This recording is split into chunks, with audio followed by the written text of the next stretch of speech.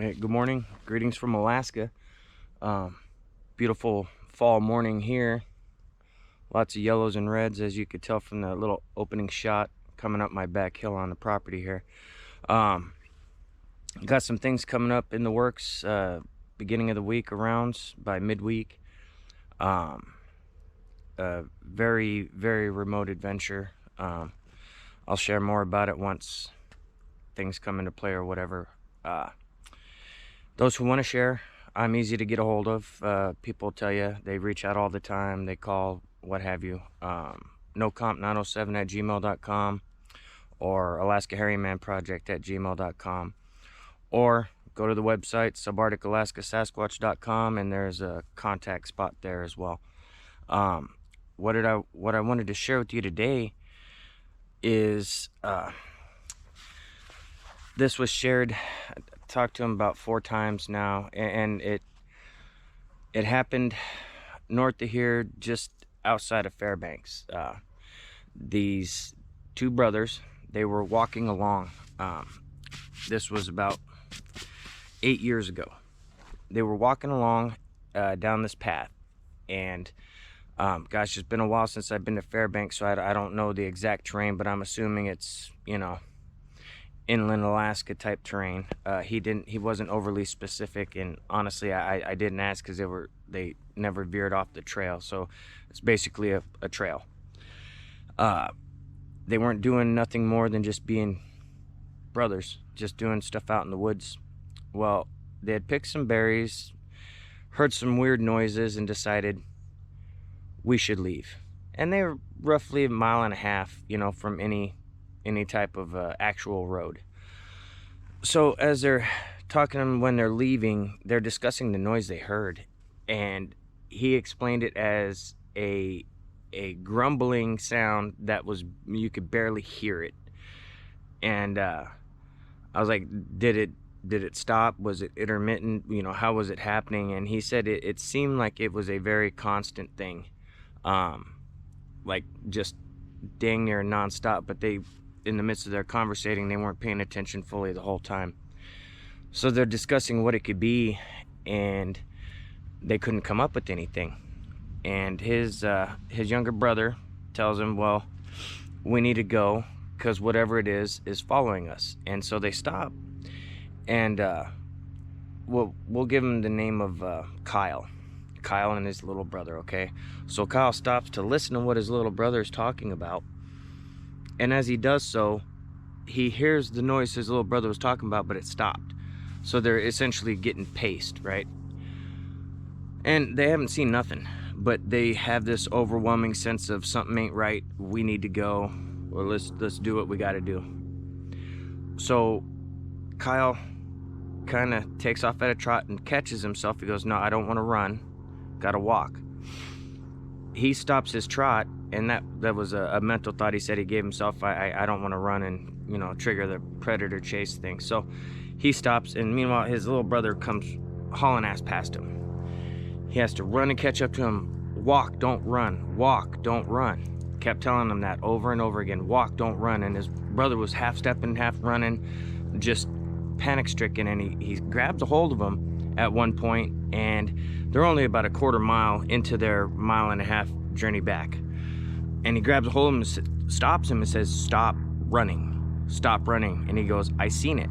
And he turns his brother around and says, what'd you see? And he goes, it was big and it was dark and it was back over there. When they both look back, they see the dark figure about 40 yards away, just slink right back into the brush. Almost like, had they not caught it when they did, it would have blended in and they wouldn't have saw the movement. And immediately, they both took off like a rabbit. They were gone. He said he never ran so fast in his life. He said he fell about 4 different times, tumbled, hopped right back up, continued without breaking a step. He's just boom, boom, and kept going. I get it.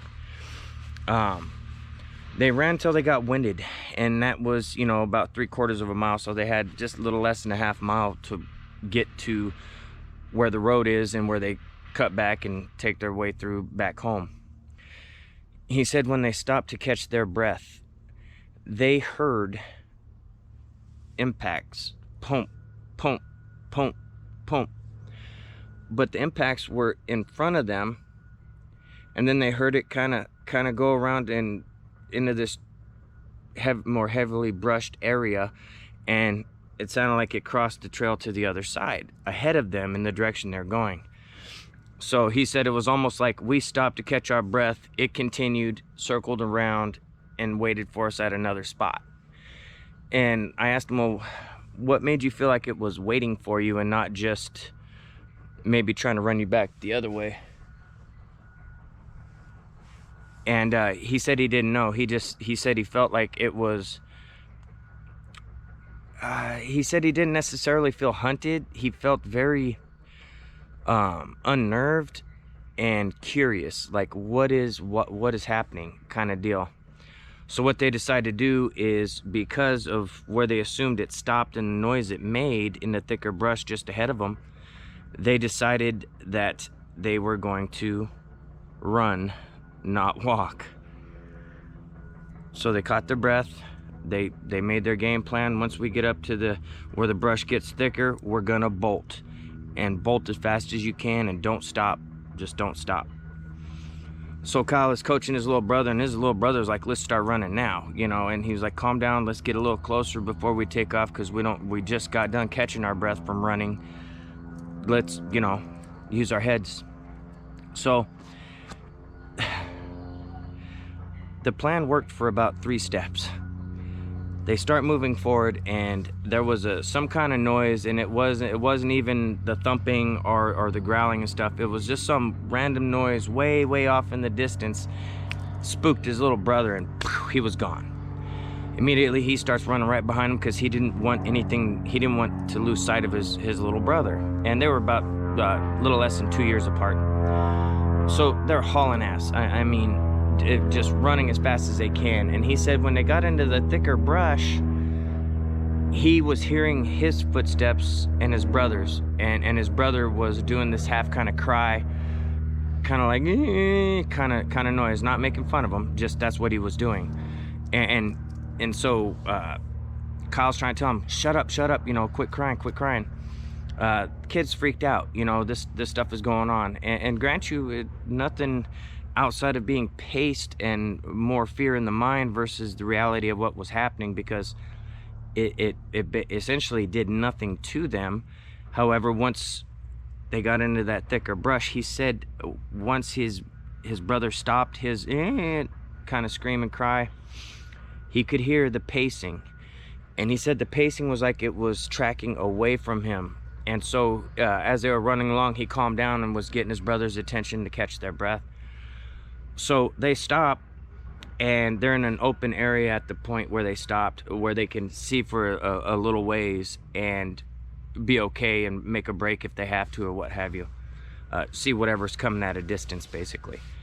So he's talking to his little brother, asking him, why are you crying? And he said, I seen it again. And he asked him, what did you see?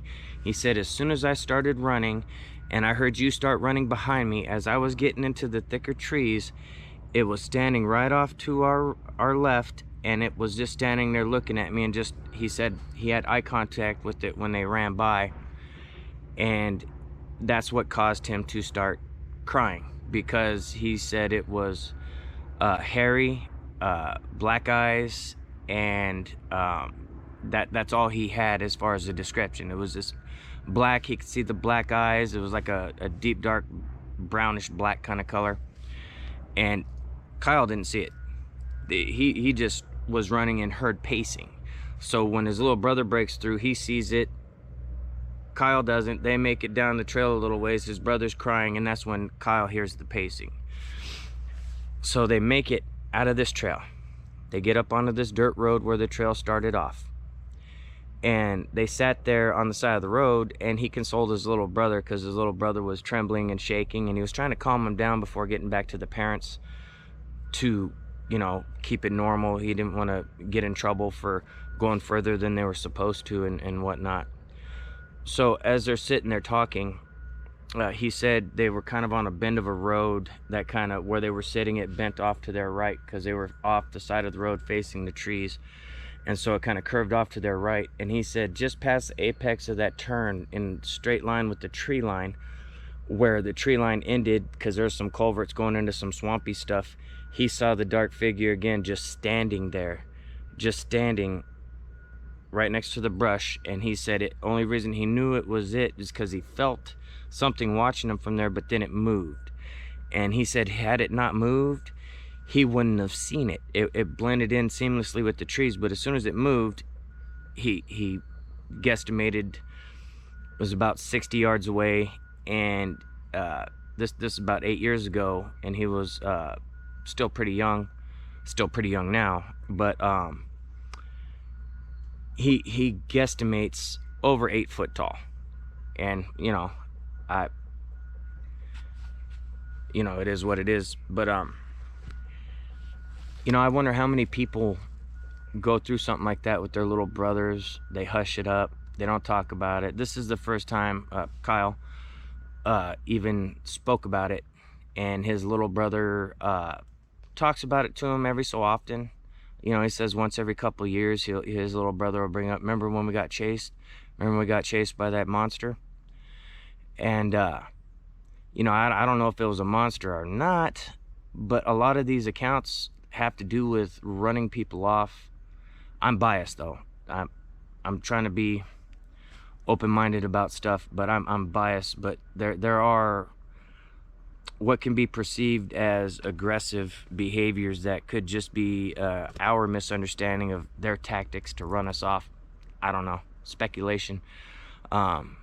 Just some random thoughts. Again, very soon, remote project coming up. Anonymous place. I'll just say Kenai Peninsula, in pretty much the exact type of terrain where Portlock and Port Chatham were. So we'll see how that goes. It's going to be interesting. Anyway, all right, we'll catch you on the next one.